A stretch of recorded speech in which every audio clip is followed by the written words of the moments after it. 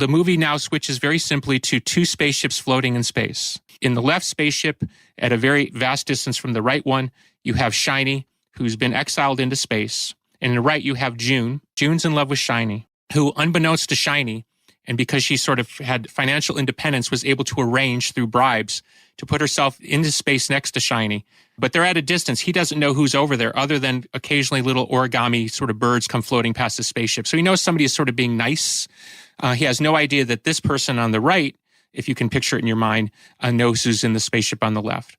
So every morning, because she's in love with Shiny and has been in love with Shiny most of her adult life, Shiny is sort of her god or her muse or her man or however she wants to quantify it in her mind. Is she a groupie? Is she a fan? Is she somebody that has a sense of destiny? It doesn't really matter at this point in the story.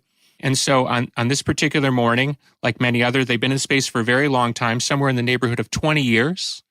June gets up and sings her love song to Shiny every morning, and Butterfly Suite is that love song.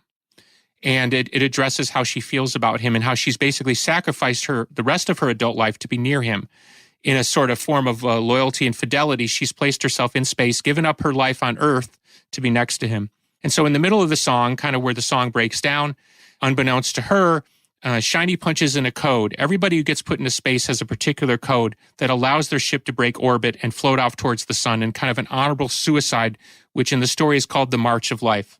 So as she's singing her daily love song, kind of a Oklahoma kind of I love Shiny type of song, it's got a little bit of a wink in it when you hear the song. It's not meant to be overly serious, although it is a pretty song. And it has a sort of disassociative quality, which feeds into the narrative here.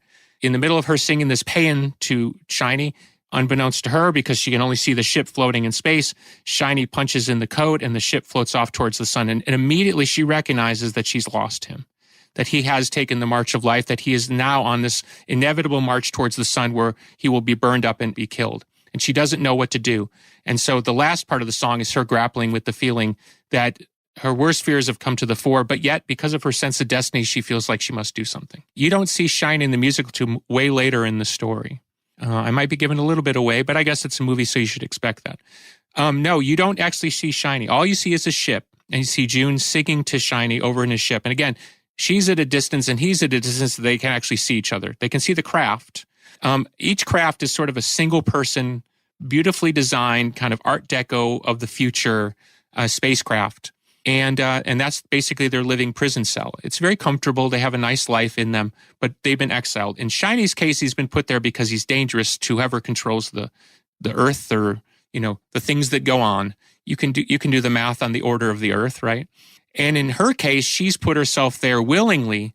She's imprisoned herself in her own version of this jail, only to be close to the man that she loves. So all you see in the beginning of the movie, beyond the sort of intro, which I describe in episode 1, is now we come up on the two spaceships floating side by side. In the movie, she could maybe get up on top of the craft. It doesn't make any sense because obviously there's no oxygen in space, or she just sings out her window. It sort of doesn't matter. You can play it as cutesy as you want. But the fact of the matter is she gets up every morning, and there is no morning because in space the sun never sets. In her morning, she sings to the man she loves, and as she's in the middle of this beautiful kind of ode that she sings every morning, how much I love you. Shiny is her butterfly that she's chased into the heavens. He punches in the march of life. You actually don't see it. All you see is his ship breaking away. And symbolically, she immediately knows what he's done. There's no question in her mind that he's made the decision on that particular morning to kill himself.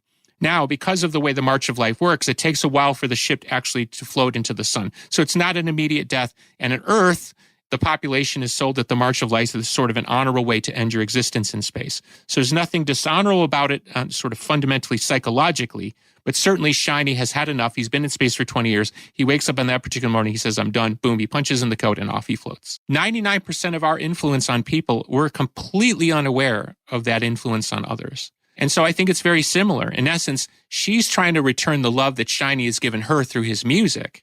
She's trying to make it very personal, and he's completely unaware because he kind of lives in his own little digital mountaintop and has for years.